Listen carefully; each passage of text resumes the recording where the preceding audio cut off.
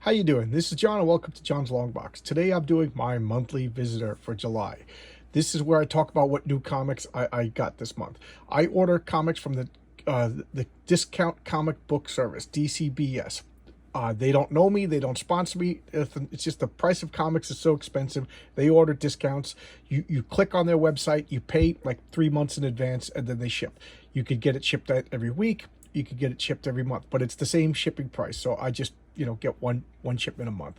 And I haven't looked at this yet. The very first time I did it, I opened up the box and it was just a disaster. So now I open them.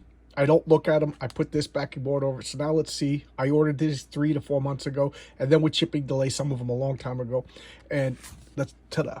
So, still embarrassed to admit that I'm on the 3rd series of Magic Order, and I have not read any of them. I've been collecting these because I trust Mark Millar.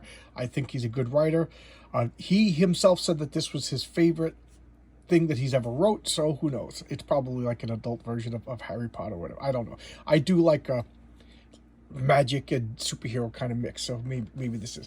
I also need to point out that I usually get them bagged and boarded, but for whatever reason, it was switched off for like a couple of months, and I didn't notice it until whatever. So I'm going to get like 3 months. I think this is my last month of unbagged and boarded, so I got to buy some more bags and boards.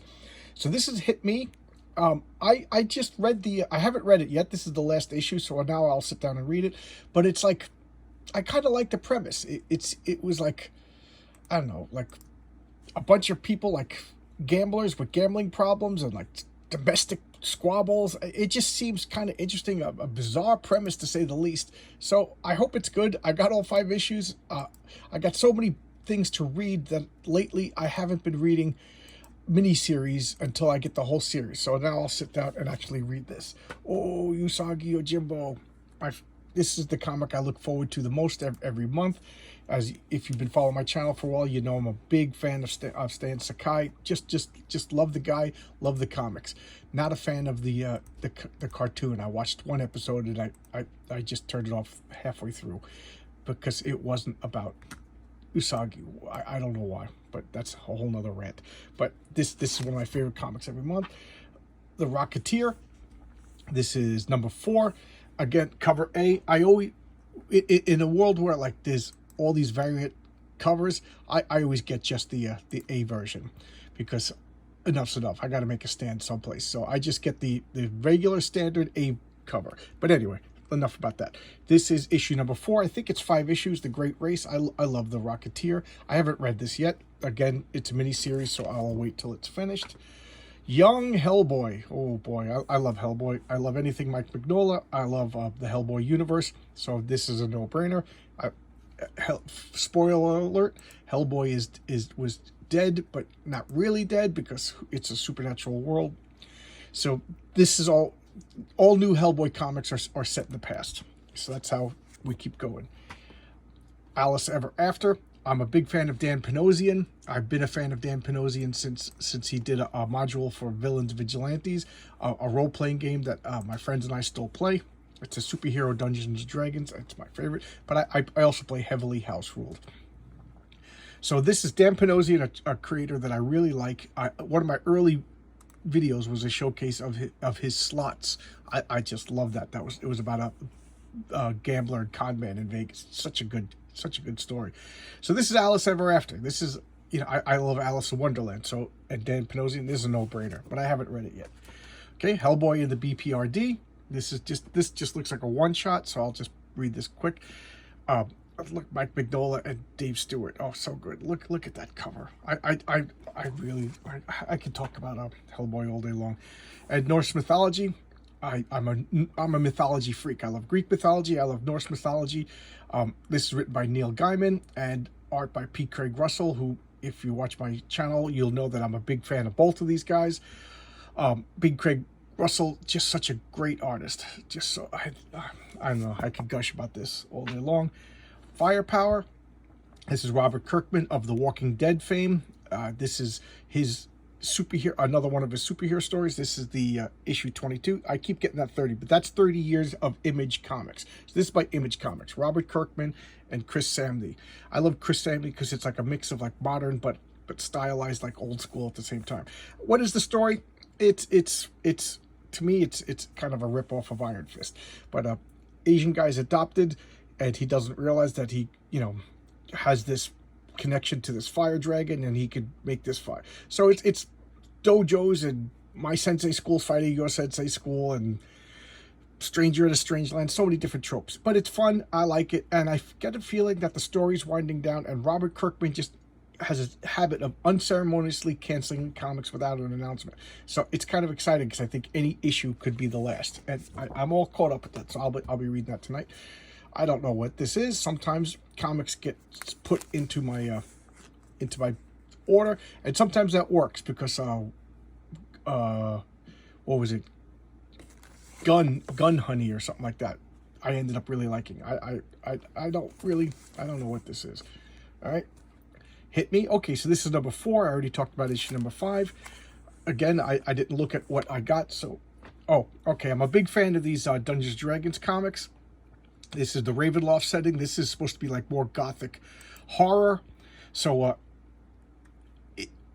when you played Ravenloft, it was like supposed to be like you emphasized the setting, and you emphasized the mood, and it was supposed to be less hack and slash and more like horror and spookiness and dread and doom. So let's see how they do that in this comic. I never actually played Ravenloft Dungeons & Dragons. That came out in the 2nd edition. I stopped buying new stuff after the 2nd. I take it back. I bought some new stuff, but I haven't played after the 2nd Advanced Dungeons & Dragons 2nd edition. So here's another one-shot of Hellboy in the Bprd. Old Man Winter. I love these. He just puts out these little one-shot stories, self-contained, easy if you're interested in picking up something. What are you gonna do? It's just one comic.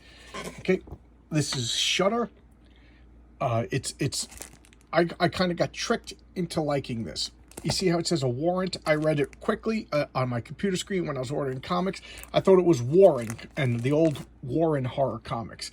So I was like, oh wow, they're coming back. So I ordered it, and then I realized it was somebody else using a name, Warrant, to trick you. But it's kind of fun. They hire a lot of the old Warrant creators to make these horror stories, and they're quick, they're easy reads. Originally it was called Creeps, but because of Creepy, the old original Warren comic, or magazine rather, they kind of got a cease and desist letter. So Creepy, I think, went to like 27 issues, and then they had to change the name to Shudder. So, and this is issue number 6, and it doesn't come out too often. I think it's like 4 times a year, maybe less. Okay, and that's not all. I had a few more, but the lip on my easel couldn't contain all of the comics, so I just randomly grabbed something. So here we got Faithless.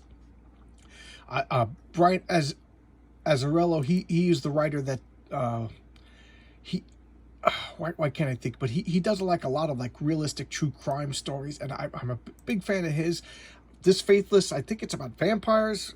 This is the 3rd series. I have a complete 1st series, but I haven't read it yet, and I don't know why. Every once in a while, when I see it, I pick up the other Faithless series. So there's volume 2 and volume 3, but I do not have them complete. So I picked this up. I don't know why, because I'm crazy. I got to read the 1st series first. Oh wow, this is a big month for Hellboy. Oh, this could be great. So this is another one shot, Hellboy, Time is a River. That looks pretty cool. Dave Stewart, again, one of my favorite colors. Mike Mignola he writes a lot of these and hires a different artist. So, each art team is a little different. Sometimes I really like them. Sometimes I just wish it was back to Mike Mignola. But I guess it's easier to write a story than it is to illustrate a story. So this is Ravenloft. This is issue 2 of that Orphan of Agony Isle. Oh, this looks creepy. Although this art looks a little manga to me, and I know I'll catch hell for saying that, but I'm not a big manga art. I know the stories are good. I know the characterization is good. I saw a few animes that I really liked, but I don't really read too many mangas, and that's just a generational thing. Guys my age don't. My nieces and nephews go crazy for them, and good for them. We only find them when they're dead. I know nothing about this other than I really like the title, and I've been buying it. I have a few missed issues. I right over next to me in my comic book rack, I got the first 6 issues ready to be read. So this is up to 12, and I do not have a complete set. I gotta get the the missing issues, but I'll read 1 to 6, see if I like it. So there you go. That if you notice, my monthly visitor is getting smaller and smaller and smaller every month, because I'm purposely trying to, it's like I challenge myself to spend less money on comic books every month. Why? Because, let's face it, comics ain't what they used to be. You know, I'm such an old fogey for saying something like that, but that's just the way I feel. Marvel and DC, you notice that there was no Marvel and DC. They kind of chased me away because they kind of like, you know, I say this a lot, like comic book collectors have a OCD to them. I want to see continuity. I want to see respect for the characters. Like Charles Dixon, Chuck Dixon always says, like, you're a custodian of a character. These are 80-year-old characters. They don't belong to you. The editorial staff used to be at DC. They were very protectful of their characters to make sure that the writer isn't doing irreparable damage to. And I think Marvel and DC these days are going from like shock value or whatever, or current political trends or whatever, and they're not thinking about long-term value, and it ruined it. And then they like, I'll read I'm like, this is what happened. This isn't the origins of Atlantis. I know that's like a nerdy thing, but comic books is a nerdy hobby. So I kind of, you know, I feel like Marvel doesn't care about its old-timers like me, so if they don't care about me, I don't care about them. So I'm getting a lot of like I never would have started getting like Warrant and collecting back issues of Creepy and Eerie if Marvel was still doing really well. But there you go. I'm ranting and I'm raving.